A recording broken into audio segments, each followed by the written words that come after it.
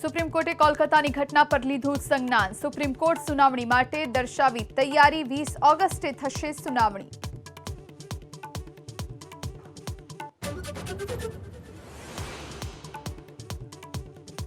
CAA ने लईने गृहमंत्री अमित शाहનું મોટું નિવેદન। કહ્યું મુસ્લિમોને ઉશ્કેરવામાં આવ્યા, કેટલીક રાજ્ય સરકારોએ ગેરમાર્ગે દોર્યા।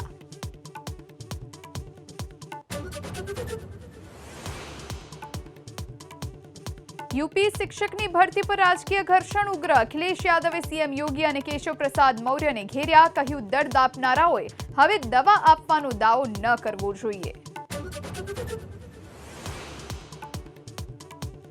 हिमाचल प्रदेशना सिरमौरना द्राबिल पासे भूस्खलन। नैनीधार गताधार मार्ग भूस्खलनना कारणे बंद, वाहन चालको अटवाया।